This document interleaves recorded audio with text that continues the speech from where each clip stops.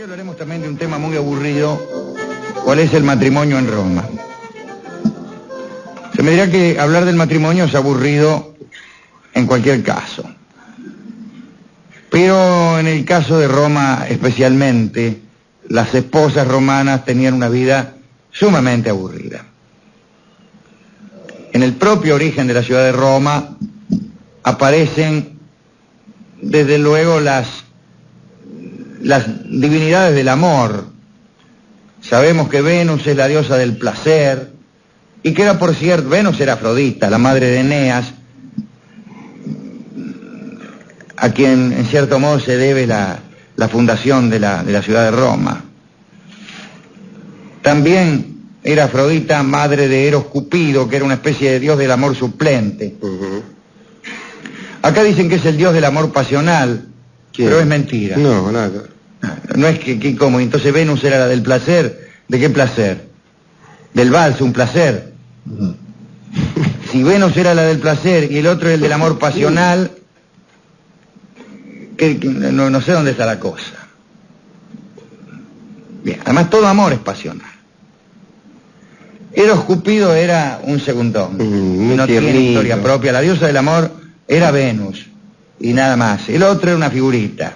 Ese de las flechitas es bueno para los dibujos animados y para las historietas, pero no es un dios importante.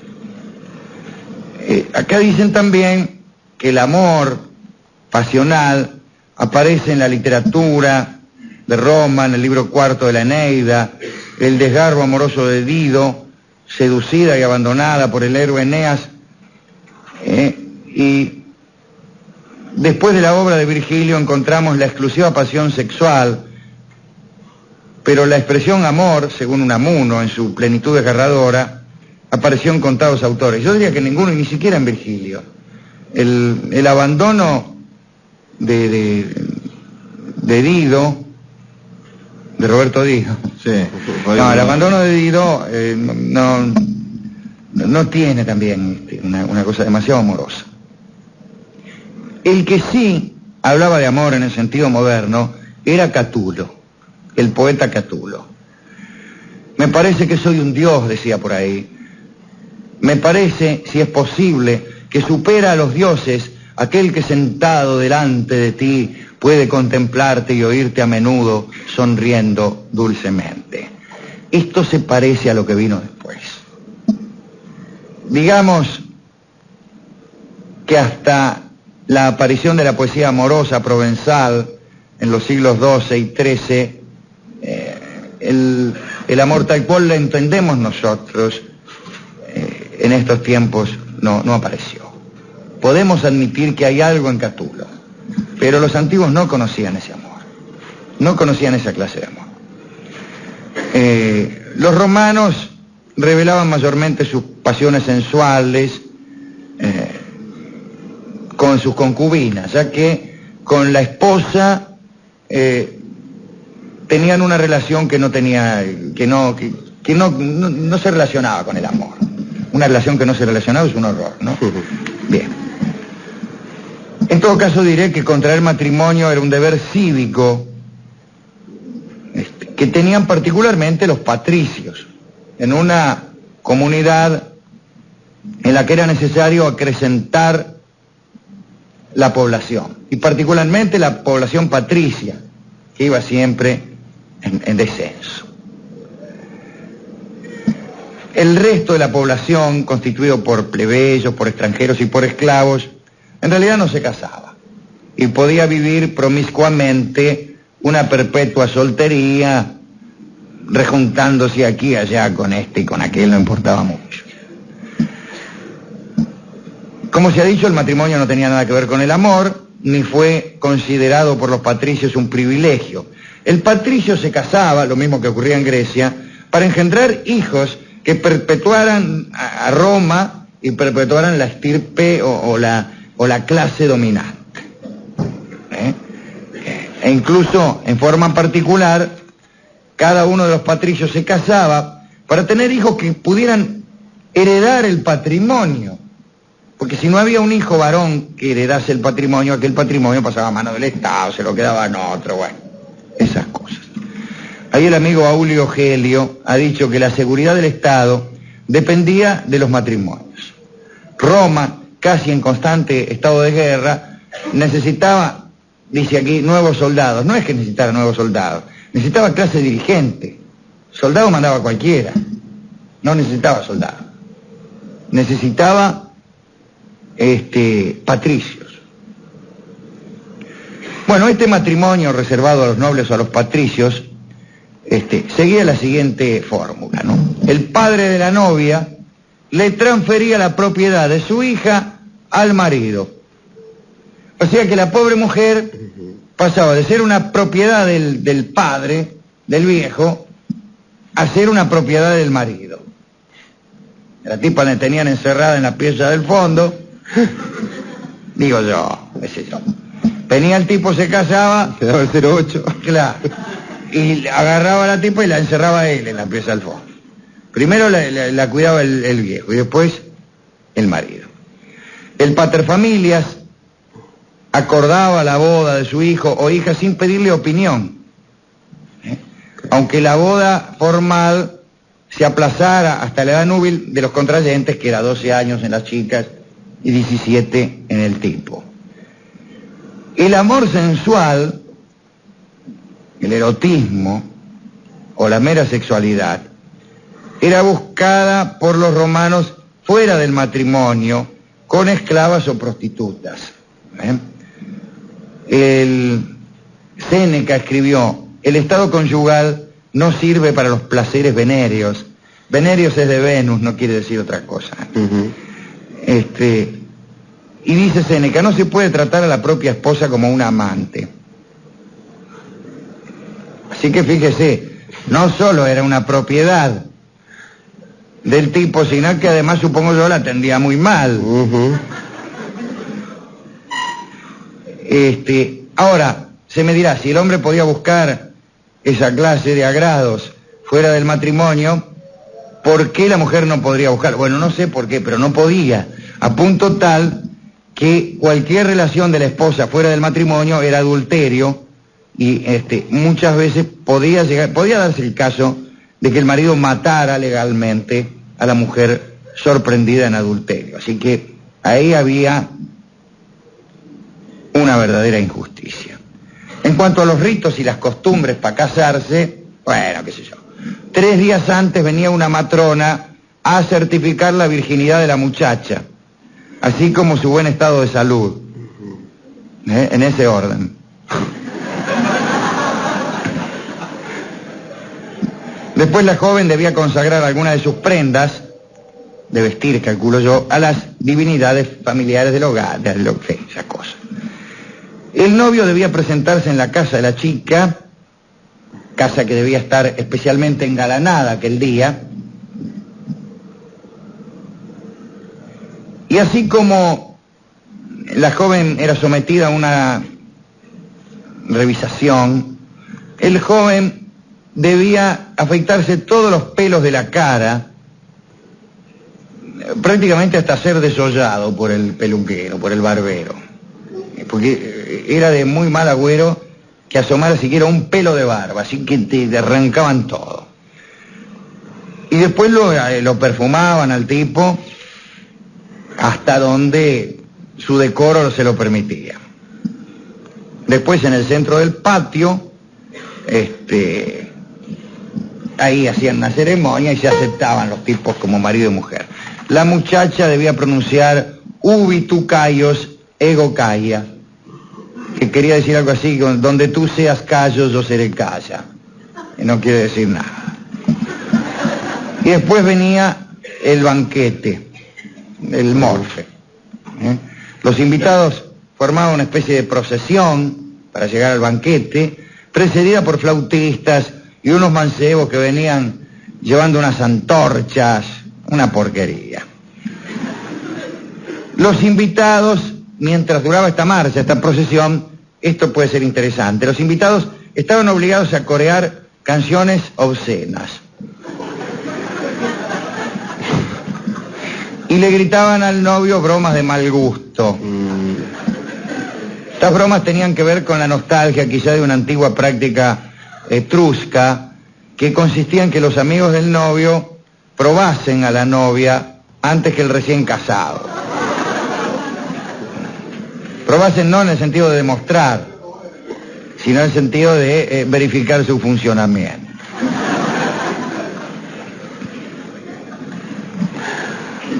Otra costumbre era la del rapto. El novio, antes de la procesión, fingía raptar a la novia, ¿no? La arrancaba de los brazos de su madre, era una costumbre que quizás recordaba el famoso rapto de las Sabinas.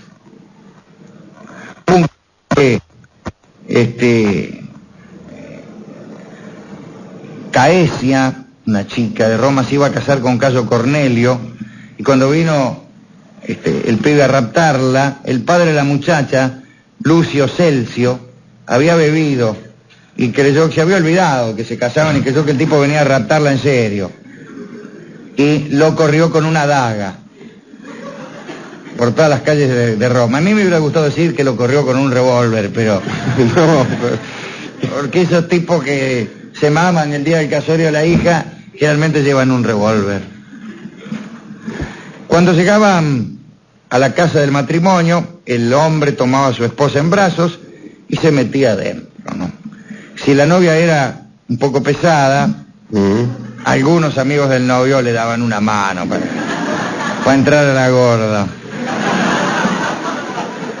Después entraban unos parientes por el portón, que le daban consejos. Claro, no entraba. A ver, dice, si la podemos meter por al lado, dice. Por el fondo. Después parece que le daban consejos a la muchacha acerca de los menesteres del lecho, pero habida cuenta de la forma en que se conducían, no sé qué clase de consejos le daría. Bueno, luego los novios se quedaban solos, ¿no? Para consumar el matrimonio, o como decían ellos, para que el novio lograra ofenderla con sus dichos y con su cuerpo. Bien. Una basura. Vamos, que el hombre en Roma era el sostén, el músculo y el cerebro, y la mujer el reposo del guerrero, la esposa sumisa. La mujer gozaba de casi ninguna libertad. Era una eterna sumisión la vida de la mujer, que pasaba de la dependencia del padre a la del marido. Y la actividad que se convirtió en emblema de la mujer virtuosa era hilar lana. Hilar lana. Hasta aparecía en los epitafios. Fue casta, casera e hiló.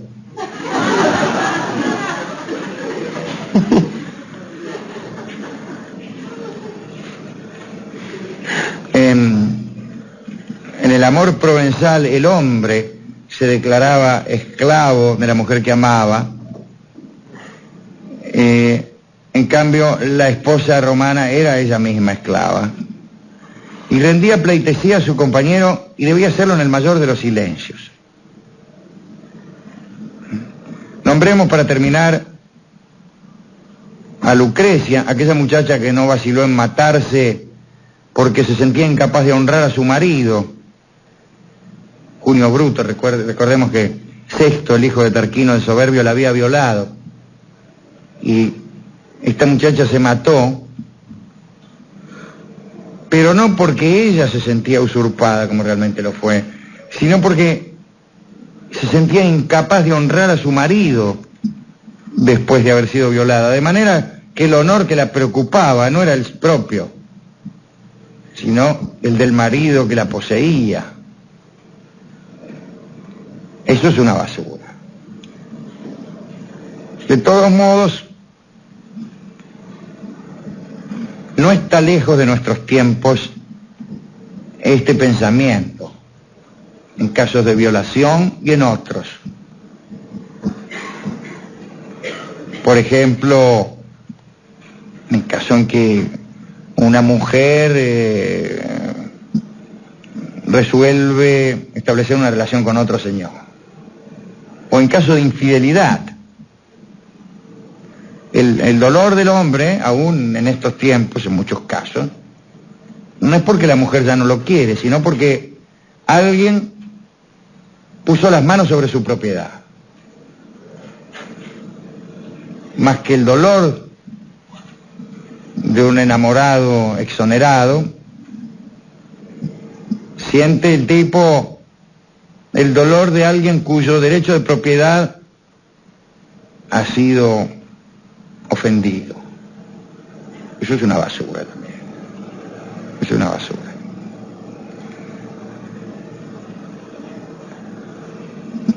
Yo creo que los romanos conocían poco del amor, los antiguos conocían poco del amor, pero de eso vamos a hablar alguna otra vez. No es que conocieran poco del erotismo, conocían más que nosotros, pero del verdadero amor conocían poco. Establecer el matrimonio, de todos modos, sobre bases que no fueran las del amor, tampoco es cosa que solo hicieran ellos. En estos tiempos todavía ocurren cosas así.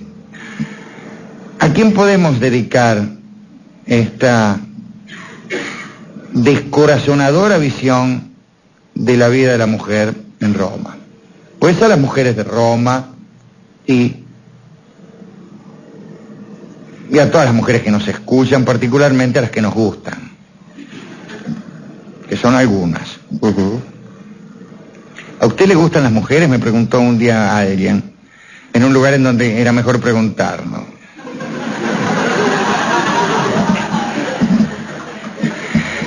Y yo le dije, algunas. Claro. Así en general no. Sí. Bueno, entonces vamos a dedicar esto a las mujeres, especialmente a algunas. Y también a aquellos que se casan por amor. Lo que pasa, Alejandro, creo que el verdadero amor, tal cual nosotros lo planteamos a veces, implica la coexistencia de una misma persona de la corriente tierna y la corriente erótica. Y que esto es lo que estaba bien separado, ¿no es cierto?, en esto de los romanos. La mujer como, la esposa como el lugar tierno, como el lugar de reposo, y el erotismo situado por fuera de ella. Sí, no, pero hay una tercera cosa, que es el amor, que no es ninguna de esas. No.